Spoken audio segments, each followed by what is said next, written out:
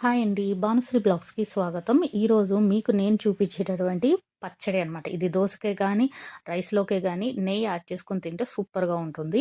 ఈ పచ్చిమిర్చి అండ్ పచ్చి టమాటా పచ్చడి ఎప్పుడైనా తయారు చేసుకొని తిన్నారా అండి? చేసినట్లయితే గనక టేస్ట్ ఏ విధంగా వచ్చిందో తెలియజేయండి. నాకైతే గనక సూపర్‌గా ఉంది. ఎప్పుడు పల్లీ చట్నీ దోసల్లోకి లేదంటే మామూలుగా పండు టమాటా పచ్చడి అలా కాకుండా ఒకసారి ఈ విధంగా ట్రై చేశారంటే గనక ఈ పచ్చడి సూపర్‌గా ఉంటుందండి. రైస్‌లోకే గానీ, దోసలోకే గానీ, చపాతీలోకి గానీ. మీరెప్పుడైనా ట్రై చేసున్నట్లయితే గనక మేము ఏ ఏ విధంగా వచ్చిందో ఆ ప్రిపరేషన్ ఏంటో నాకు మెసేజ్ అనేది చేయండి. నేను తప్పకుండా ట్రై చేస్తాను. నేనైతే సింపుల్‌గా మా ఇంట్లో ఈ విధంగా తయారు చేసుకున్నాననమాట ఈ పచ్చడిని. ఏం లేదండి, కళాయిలో ఆయిల్ అనేది వేసేసుకున్నాను. దాంట్లో పచ్చిమిర్చికి కొంచెం ఘాట్లు పెట్టేసేసి మూత పెట్టి నేను పచ్చిమిర్చిని చక్కగా వేయించేసుకున్నాను. దాన్ని మిక్సీ జార్‌లోకి తీసుకున్నాను. మళ్ళీ సేమ్ అదే ఆయిల్‌లో టమాటా ముక్కల్ని 4 పార్ట్స్‌గా కట్ చేసేసి మూత పెట్టి కొద్దిసేపు మగ్గించుకున్నాను. ఆ తర్వాత మూత తీసిన తర్వాత మనకి టమాటాలని కొంచెం మగ్గిపోయి ఉన్నాయి. ఈ టైంలో నేను కొంచెం ఉప్పు అనేది యాడ్ చేసుకున్నాననమాట.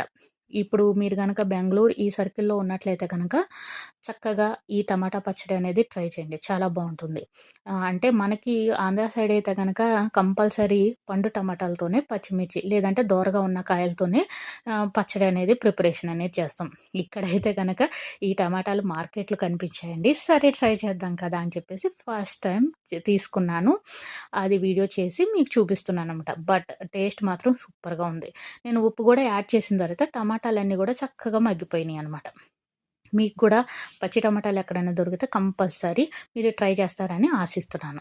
సో, టమాటాలు మగ్గిపోయిన తర్వాత దాంట్లోకి కొంచెం చింతపండు, కొంచెం కరివేపాకు, కొద్దిగా కొత్తిమీర అనేది యాడ్ చేసుకున్నాను. పుదీనా ఉంటే యాడ్ చేసుకోవచ్చు. బట్ కొంచెం ఫ్లేవర్ అనేది చేంజ్ అవుతుంది కాబట్టి నేనిక్కడ పుదీనాననేది వేయట్లేదు.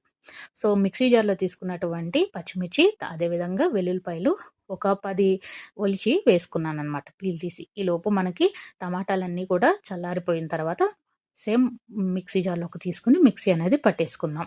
సో, ఇక్కడ ఉప్పు కూడా యాడ్ చేయండి. నేను టమాటాలో ఉప్పేసాను. అదేవిధంగా పచ్చిమిర్చిలో కొంచెం ఉప్పేసాననమాట. అక్కడ మీరు టేస్ట్‌కి తగినంత ఉప్పు అనేది వేసుకోండి.